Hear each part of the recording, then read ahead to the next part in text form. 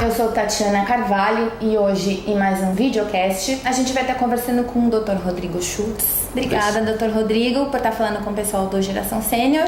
Eu que agradeço a oportunidade. O Dr. Rodrigo, ele é o diretor científico da ABRAS, que é a Associação Brasileira de Alzheimer, né, doutor? Isso, perfeito. E antes, assim, da gente tá batendo um papo, me fala como é que foi essa sua vontade de estar seguindo mais para o caminho neuro e Alzheimer, da onde que surgiu essa sua curiosidade de estudar mais essa Pois é, é uma boa pergunta. Na verdade, eu sempre achei essa área desafiadora, a neurologia. A necessidade ainda de se estudar muito, e quando eu comecei a praticá-la há 20 anos, conhecia-se pouco.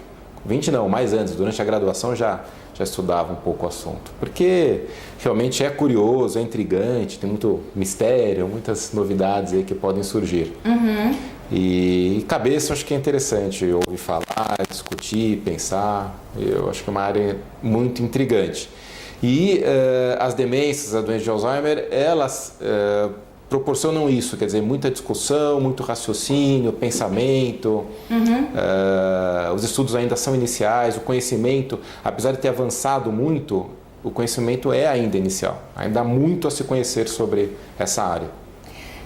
Doutor Rodrigo, antes da gente começar a falar da doença de Alzheimer em si, eu queria que o senhor tentasse explicar para o leitor o que é a doença de Alzheimer. Bom, antes de mais nada, é uma doença degenerativa. Na verdade, é a doença degenerativa mais comum do sistema nervoso.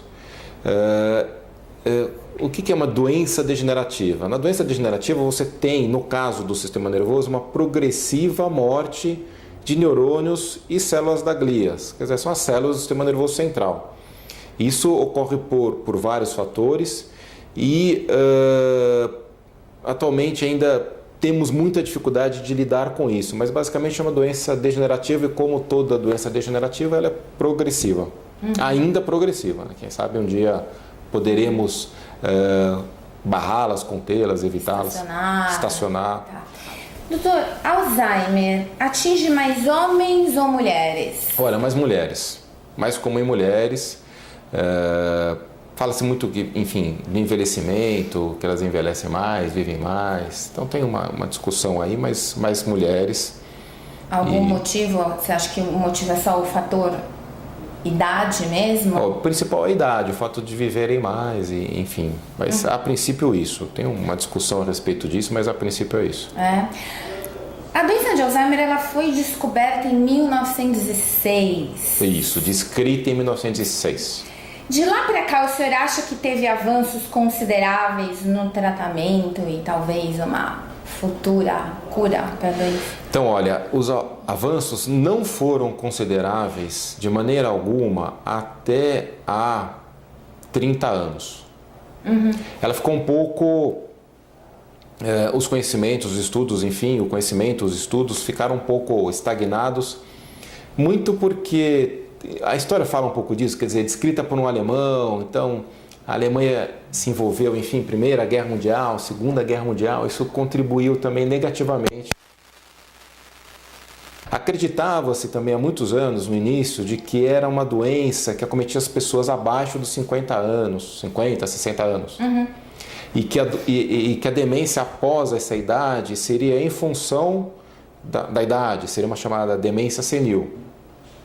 E de 30 anos para cá, aproximadamente, verificou-se que é a mesma doença, que tem uma apresentação precoce e tem uma apresentação tardia. Como os casos com apresentação tardia são muito mais comuns, as pessoas começaram a dar atenção. Nossa, quer dizer que Alzheimer não tem só em pessoas mais novas. Tudo isso que nós vemos em pessoas acima de 60, 65, a grande maioria é doença de Alzheimer também. A gente estava aqui falando, enquanto eu estava montando os equipamentos, que essa é uma doença que assola um novo mundo, porque nós estamos envelhecendo, né? Muito antigamente se vivia até 30, 40 anos, e hoje a gente está passando dos 80. Essa é a doença que assola esse mundo justamente porque a gente está vivendo muito mais? O maior fator, o fator maior de risco é a idade. a idade. Disparado o maior. Agora, existem outros fatores ambientais. Agora, mas assim, alguns não conhecemos ainda. Mas quais seriam os fatores ambientais? Por exemplo, a diabetes é fator de risco. Obesidade, diabetes.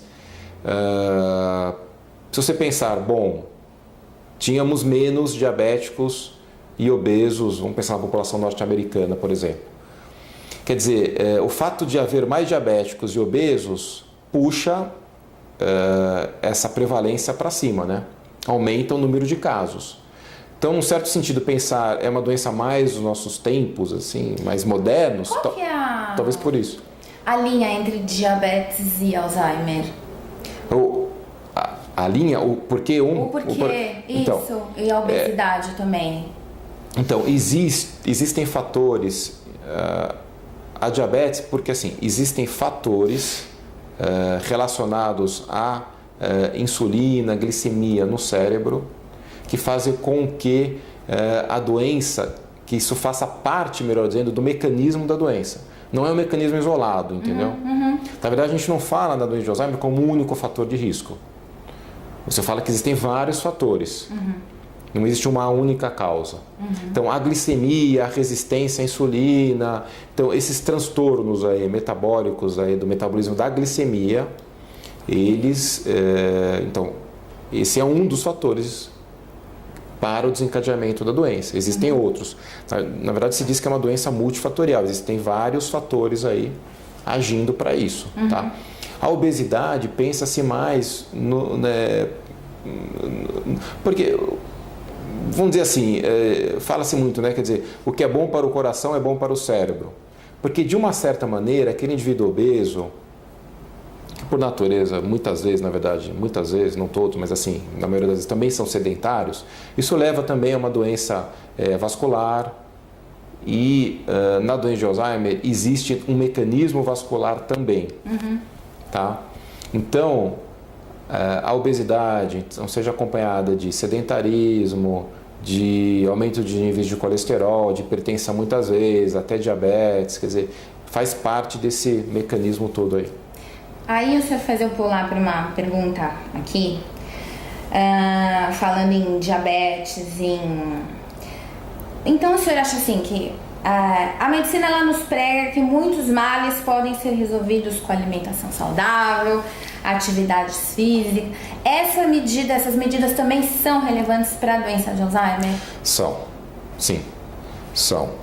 Em relação à dieta, veja, as pessoas falam muito, até muitos devem ter ouvido falar isso, porque é redundante, todo mundo comenta, da chamada dieta do Mediterrâneo. Na verdade, o que é a dieta do Mediterrâneo?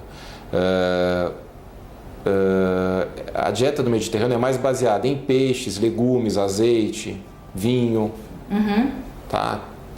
Que é uma dieta melhor, quer dizer, mas como sempre disser, mais saudável, mais entendeu? Leve, mais saudável. Mais leve, mais saudável. O peixe ela é uma das carnes mais leves que Isso, tem. então fala-se muito de ômega 3 e daí por diante, desses componentes, entendeu?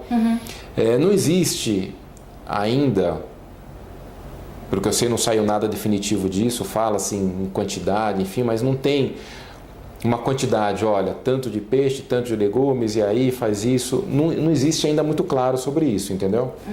Mas eu acho que se tendo oportunidade de comer esses produtos, de se ingerir esses produtos, as pessoas devem fazer. Porque eles auxiliam. Agora, fazer uso de alguma substância, isso, como por exemplo, ômega 3, vitamina E, vitamina C. Você já fala comprada ali na... Isso, exatamente. Comprada lá na farmácia, onde quer que seja, manipulada, enfim. Não há ainda comprovação de que faça uma diferença futura. Tipo um polivitamínico. Um polivitamínico. Não tem nenhuma comprovação dessas. Todos os estudos nesse sentido se mostraram ineficazes, quer dizer, essas drogas, essas vitaminas, enfim, vamos chamar assim, ineficazes, mas ainda existem alguns em andamento. Então é uma dieta, e veja, isso é ao longo da vida toda, tá? Sim. Não é, quer dizer, começar aos 20, 30, 40, porque o que ficou claro, o que está bem claro, aliás, já há 4, 5 anos, é que a doença começa 15, 20 anos antes. Então, se a pessoa tem os sintomas aos 70, As alterações cerebrais começaram, às vezes, aos 50, 55. Como assim, alterações cerebrais? Fala-se muito dos depósitos das proteínas e da morte celular. Isso começa antes, mas a expressão clínica, como nós falamos, os sintomas começam décadas depois.